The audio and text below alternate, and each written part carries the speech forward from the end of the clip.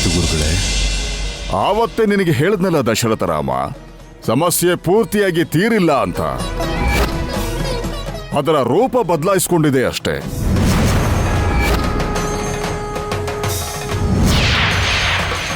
ಈಗ ಅದು ಯಾವ ರೂಪದಲ್ಲಿ, ಯಾವ ಕಡೆಯಿಂದ ಬರುತ್ತೆ ಅಂತ, ಎಷ್ಟು ರೀತಿಯಲ್ಲಿ ರೂಪನ ಬದಲಾಯಿಸುತ್ತೋ ಅಂತ ಊಹೆ ಮಾಡೋದು ಕಷ್ಟ.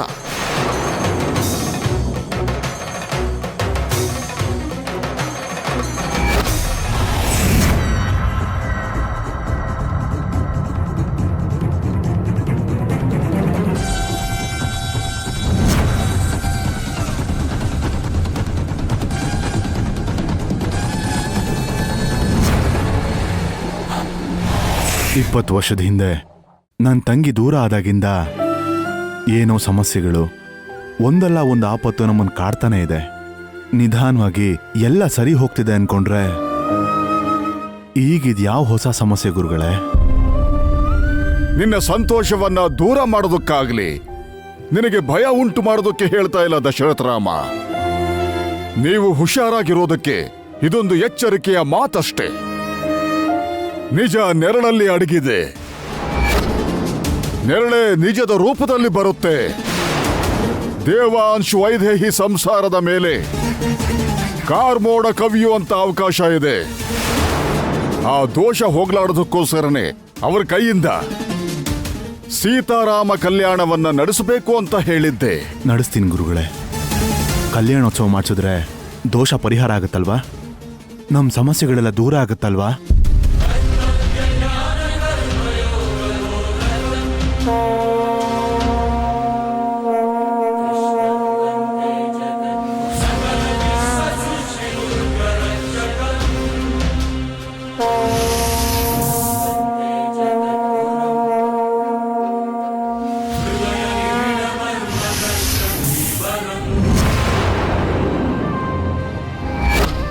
ಯಾವ ಚಿಂತೆನೂ ಮಾಡದೆ ಮೊದಲು ನೀವು ಸೀತಾರಾಮ ಕಲ್ಯಾಣವನ್ನ ಮಾಡಿ. ಎಲ್ಲೂ ಯಾವುದೇ ಏರ್ಪಾಡ್ನಲ್ಲೂ ಯಾವ ಅಪಚಾರವೂ ಆಗದೆ ನೋಡ್ಕೊಳ್ಳೋದು ತುಂಬಾನೇ ಮುಖ್ಯ ದಶರಥ ರಾಮ. ಎಲ್ಲ ಏರ್ಪಾಡುಗಳು ಆಗಿದೆ ಗುರುಗಳೇ. ನನ್ನ ಮಗ ಸೊಸೆ ಇನ್ನೇನು ಬಂದ್ಬಿಡ್ತಾರೆ. ಶ್ರೀಮದ್ ವೆಂಕಟನಾಥಾಯ ಶ್ರೀನಿವಾಸಾಯ ತೇ ನಮಃ.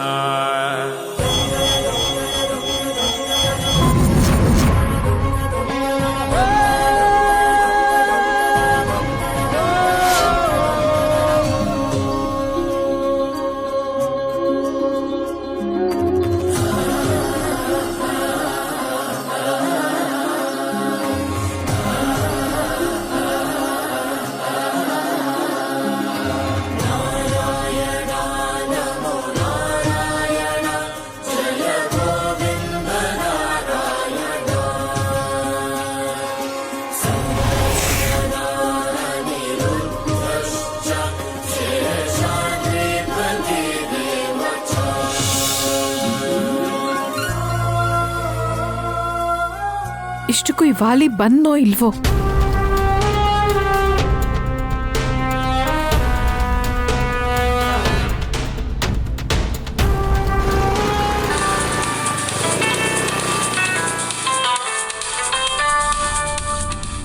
ಹಲೋ, ಎಲ್ಲಿದ್ಯಾ? ಆನ್ ದ ವೇ ಬರ್ತಾ ಇದ್ದೀನಿ. ದೇವಸ್ಥಾನಕ್ಕೆ ಬಂದ್ರಾ? ಹಾ, ಈಗ ಜಸ್ಟ್ ಬಂದ್ವಿ. ಮತ್ತೆ ಶಾಂತಾದೇವಿ ಅವರು ಜೊತೆಗೆ ಬಂದಿದ್ದಾರೆ. ಆದ್ರೆ ನನ್ಗೆ ತುಂಬಾ ಭಯ ಆಗ್ತದೆ. ನಾನು ಇಲ್ಲಿಗೆ ಬರ್ಬಾರ್ದಾಗಿತ್ತೇನೋ. ಏಯ್, ನೀನ್ ಬರ್ದೇ ಇದ್ರೆ ಹೇಗೆ? ಅಲ್ಲೆಲ್ಲ ನೀನೇ ನೋಡ್ಕೋಬೇಕು. ಲೇ, ನನ್ನನ್ ಸಿಕ್ಕಾಕ್ಸ್ತಿಲ್ಲ ತಾನೆ? ಅದರಿಂದ ನನಗೇನ್ ಸಿಗುತ್ತೆ ಬಂಗಾರಿ? ಇದೆಲ್ಲ ಮಾಡ್ತಿರೋದೇ ನಿಂಗೋಸ್ಕರ ಅಲ್ವಾ? ನಾನು ಹೇಳ್ದಾಗ ಮಾಡು. ಯಾರ ಕೈಗೂ ಕಲೆ ಅಂಟ್ದಾಗೆ ಕೆಲಸ ಆಗೋಗುತ್ತೆ. ಸರಿ, ಆದಷ್ಟು ಬೇಗ ಬಾ. ನನಗ್ ತುಂಬಾ ಟೆನ್ಷನ್ ಆಗ್ತಾ ಇದೆ.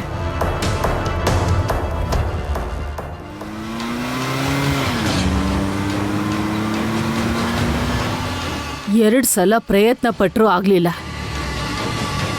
ಈ ಸಲ ಮಾತ್ರ ನೀನು ವೈದೇಹಿ ಸ್ಥಾನಕ್ಕೆ ಹೋಗಲೇಬೇಕು. ಸೀತಾರಾಮ ಕಲ್ಯಾಣದಲ್ಲಿ ವೈದೇಹಿ ಜಾಗದಲ್ಲಿ ನೀನ್ ಕೂತ್ಕೊಂಡು ಪೂಜೆ ಮಾಡಬೇಕು. ನಮ್ಮ ಅತ್ತೆಗೆ ಹೇಳಿದ್ರೆ ಅವ್ರು ಅರ್ಥ ಮಾಡ್ಕೊಳ್ಳಲ್ಲ. ನೀವಾದ್ರೂ ಅರ್ಥ ಮಾಡ್ಕೊಳ್ಳಿ. ಬೇರೆಯವರು ಹೆಂಡತಿ ಸ್ಥಾನದಲ್ಲಿದ್ದು ಈ ತರ ಕಲ್ಯಾಣ ಮಾಡಿಸೋದು ಪಾಪ ಅಲ್ವಾ? ಪಾಪನೂ ಇಲ್ಲ, ಪುಣ್ಯನೂ ಇಲ್ಲ. ನಮಗ್ ಬೇಕಾಗಿರೋದು ನೀನು ವೈದೇಹಿ ಜಾಗಕ್ಕೆ ಹೋಗೋದು. ಅಲ್ಲಿ ಹೋಗಿ ನಾವು ಹೇಳೋದನ್ನ ನೀನ್ ಮಾಡ್ಬೇಕು. ಒಂದ್ ವೇಳೆ ನಿನ್ಗೆ ಹೆಂಡತಿಯಾಗಿ ನಾಟಕ ಮಾಡೋದು ಇಷ್ಟ ಇಲ್ಲ ಅಂದ್ರೆ ನಿಜವಾಗ್ಲೂ ಹೆಂಡತಿ ಆಗ್ಬಿಡು. ನಿನ್ ಗಂಡ ಅಂತೂ ಇಲ್ಲ. ವೈದೇಹಿ ಮತ್ತೆ ಬರ್ತಾಳೆ ಅನ್ನೋ ಭಯ ಇಲ್ಲ. ದೇವಾಂಶ್ ಕೂಡ ತುಂಬಾ ಚೆನ್ನಾಗಿದ್ದಾನೆ, ನೋಡ್ದಿಯಲ್ಲ. ನನ್ ಮಗಳನ್ನೇ ಕಟ್ಬೇಕು ಅಂತ ಅನ್ಕೊಂಡೆ, ಆದ್ರೆ ಆಗ್ಲಿಲ್ಲ. ನೀನ್ ಈ ಚಾನ್ಸ್ನ ಉಪಯೋಗಿಸ್ಕೊ, ನಮ್ ಕೆಲ್ಸ ಆಗ್ಬಿಡುತ್ತೆ. ನಿನ್ ಲೈಫ್ ಕೂಡ ಸೆಟ್ಲ್ ಆಗ್ಬಿಡುತ್ತೆ.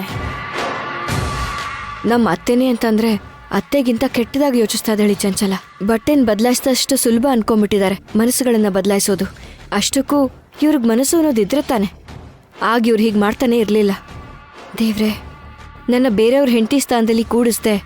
ನನ್ನಿಂದ ಆ ಕುಟುಂಬಕ್ಕೆ ಯಾವುದೇ ತೊಂದರೆ ಬರದೇ ಇರೋ ಥರ ನೋಡ್ಕೋ ಸ್ವಾಮಿ.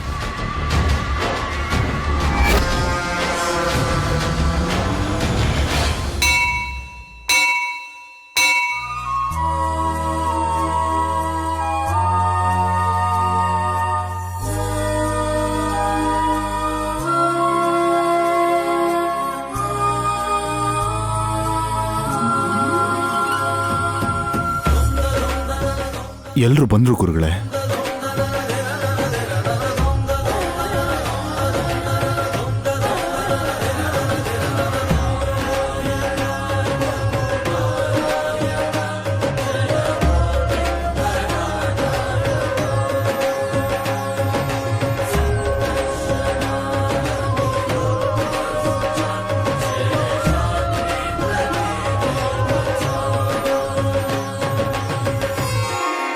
ವೈದೇಹಿ, ನೀನು ಕೂಡ ಕೊಡಮ್ಮ. ಸರಿ ಗುರುಗಳೇ.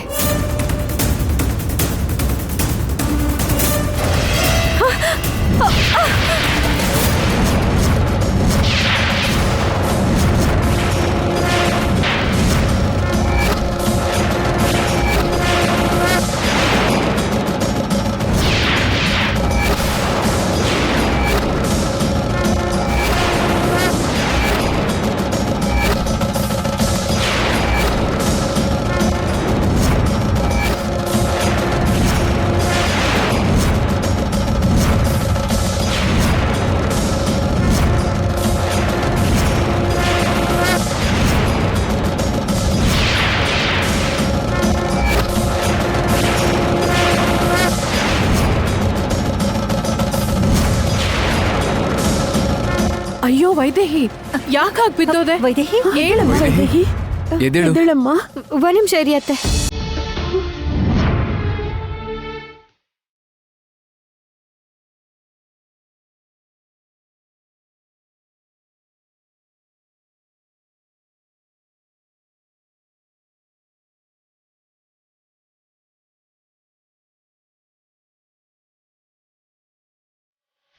ಕಲ್ಯಾಣೋತ್ಸವ ಶುರು ಆಗೋಕ್ ಮುಂಚೆನೆ ಈ ಅಪಶಕನ ಏನು ಗುರುಗಳೇ? ಸೀತಾಮಾತೆ ವಿಗ್ರಹ ಒಡೆದೋಗೋದು ಅಂದ್ರೆ ಏನು? ಇದು ಯಾವ್ದ್ರ ಸಂಕೇತ? ನಿಜ ನೆರಳಲ್ಲಿ ಅಡಗಿದೆ. ನೆರಳೆ ನಿಜದ ರೂಪದಲ್ಲಿ ಬರುತ್ತೆ ಅಂತ ನಾನು ಆಗ್ಲೇ ಹೇಳಿದ್ನಲ್ಲ ದಶರಥ ರಾಮ. ಈ ಸೀತಾ ವಿಗ್ರಹ ಭಿನ್ನ ಆಗಿದೆ. ಇನ್ನೊಬ್ಬ ಸೀತಾಮಾತೆ ಬರ್ತಿದ್ದಾಳೆ.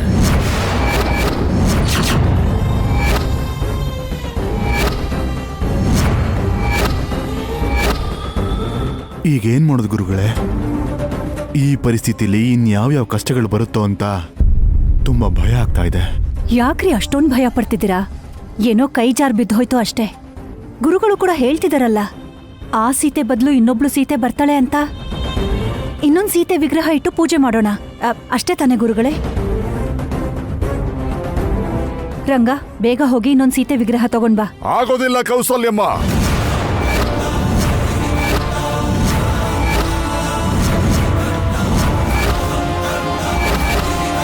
ಆಗಿರೋದು ಅಂತೆಂತ ಅಪಚಾರವಲ್ಲ.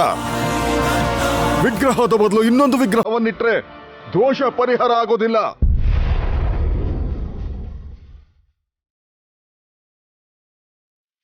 ಮತ್ತೆ ಈಗೇನ್ ಮಾಡೋದು ಗುರುಗಳೇ?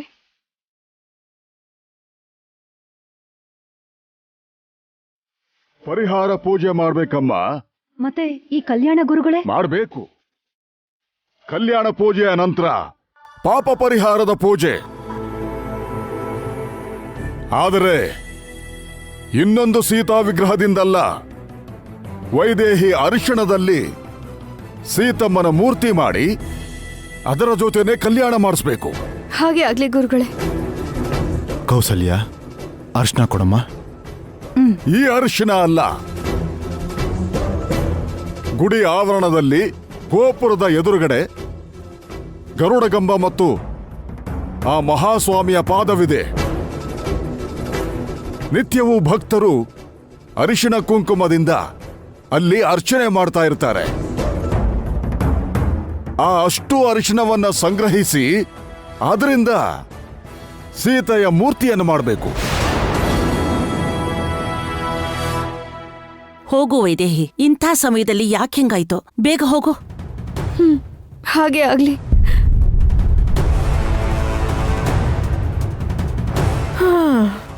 ನಿನಗೆ ಸರಿಯಾಗಾಯ್ತು ಬಿಡು. ಏನೋ ದೊಡ್ಡದಾಗಿ ನನಗೆ ಕ್ಲಾಸ್ ತಗೊಳಕ್ ಬಂದ್ಲು. ನಾನು ಯಾವುದಾದ್ರೂ ಸೀರೆ ಉಟ್ಕೋತೀನಿ, ಏನು ಬೇಕಾದರೂ ಮಾಡ್ತೀನಿ. ಅದರಿಂದ ನಿನಗೇನು? ನನ್ನ ಹತ್ರ ಆಟ ಆಡೋದಕ್ಕೆ ಬಂದರೆ ಹೀಗೆ ಆಗೋದು. ಒಂದು ಕ್ಷಣ ಕೂಡ ಮನಃಶಾಂತಿಯಿಂದ ಇರಕ್ ಬಿಡಲ್ಲ. ಹೌದು, ಈ ವಾಲಿ ಬಂದ ಇಲ್ವಾ? ಆಗ್ಲೇ ಬರ್ತೀನಿ ಅಂದ.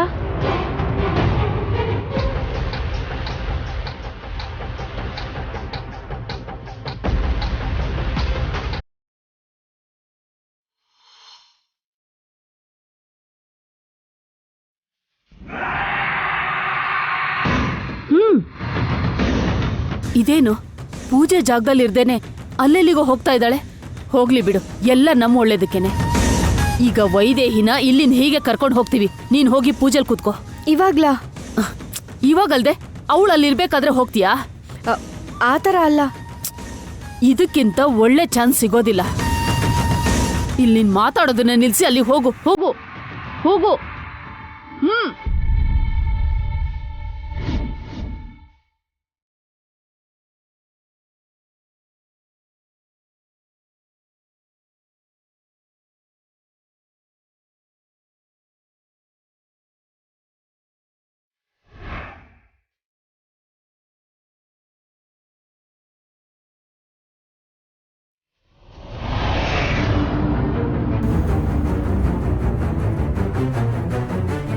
ಏನ್ ಸರ್, ಹೇಳ್ತಿದ್ದೀಯ please, sir. ನೀನು?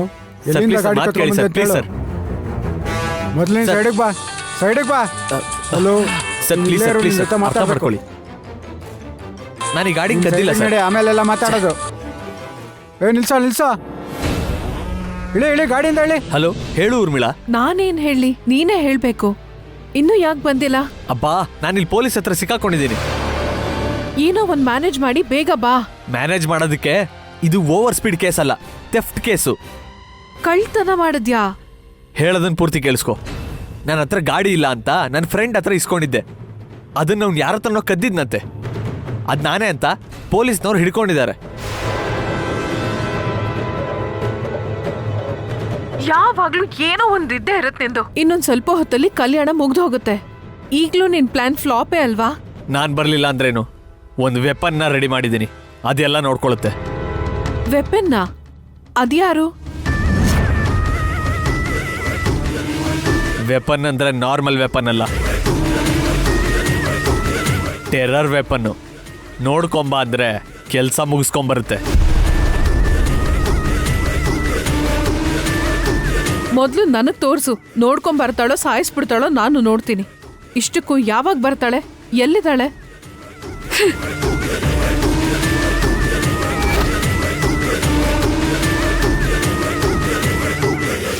ಬಂತಾ?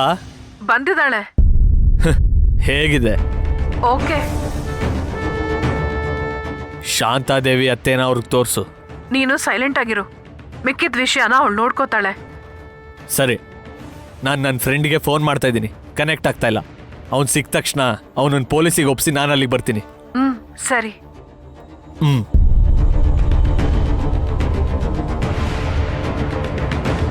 ಸರ್, ಪ್ಲೀಸ್ ಸರ್, ನನ್ನ ಮಾತು ನಂಬಿ. ಇದನ್ನ ನಾನು ಕದ್ದಿಲ್ಲ ಸರ್. ನಾನು ನಂಬಲ್ಲ ಕಣ.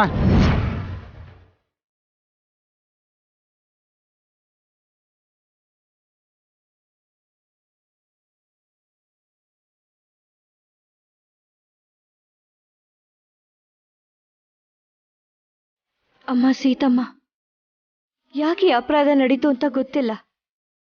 ರಾಮನಿಂದ ದೂರ ಇದ್ದು ನೀನ್ ಎಷ್ಟು ಕಷ್ಟಗಳನ್ನು ಪಟ್ಟಿಯೋ ನಾನು ಅಷ್ಟೇ ಕಷ್ಟಗಳನ್ನು ಪಟ್ಟಿದ್ದೀನಿ. ಈಗ ಆಗಿರೋ ತಪ್ಪನ್ನ ಕ್ಷಮಿಸಿ ಎಲ್ಲ ಕಷ್ಟಗಳಿಂದ ಪಾರ ಆಗೋ ಹಾಗೆ ಮಾಡು.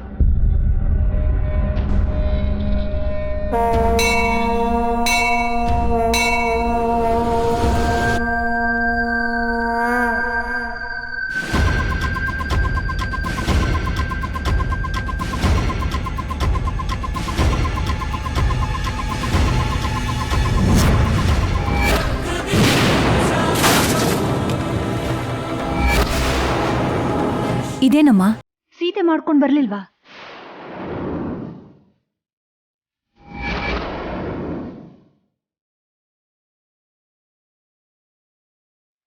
ಏನಾಯ್ತಮ್ಮ ನಿಂಗೆ? ಅರಿಶಿನದಲ್ಲಿ ಸೀತಮ್ಮನ್ ಗೊಂಬೆ ಮಾಡಕ್ ಹೇಳಿದ್ರಲ್ಲ, ಅದನ್ನ ಯಾಕಮ್ಮ ಮಾಡ್ಲಿಲ್ಲ ನೀನು?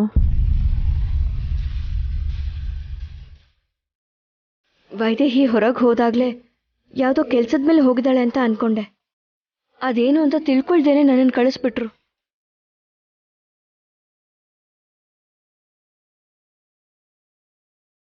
ಇವಾಗ ಹೇಗೆ ಮ್ಯಾನೇಜ್ ಮಾಡೋದು?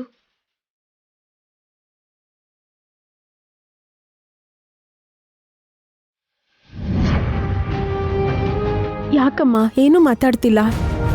ಗೊಂಬೆ ಮಾಡಕ್ ಬರಲ್ವಾ? ಸರಿ, ನಾನ್ ಮಾಡ್ಕೊಡ್ಲಾ? ಬೇಡಮ್ಮ. ಮೂರ್ತಿನ ಅರ್ಶನದಿಂದಾನೇ ಮಾಡ್ಬೇಕಾ ಅಥವಾ ಕುಂಕುಮನೂ ಸೇರಿಸ್ಬೇಕಾ ಅಂತ? ಪಾದದ ಹತ್ರನೇ ಅರಿಶಿನ ಕುಂಕುಮ ಇರುತ್ತೆ ಅಂತ ಹೇಳಿದ್ನಲ್ಲ, ಅದನ್ನ ಬೆರೆಸಿ ಸೀತಾಮಾತೆ ಮೂರ್ತಿ ಮಾಡ್ಕೊಂಡ್ ಬಾ. ಸರಿ.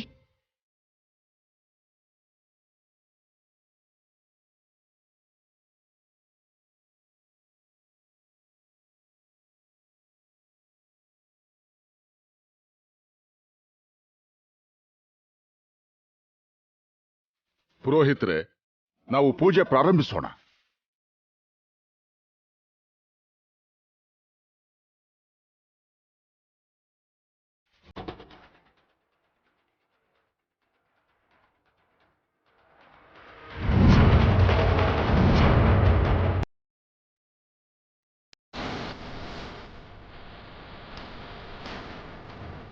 ಆಂಟಿ,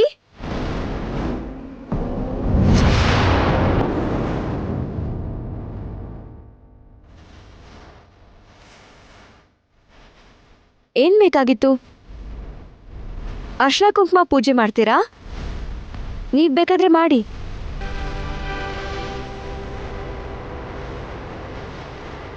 ಇಲ್ಲಿ ನೋಡಿ, ನಿಮ್ಗೆ.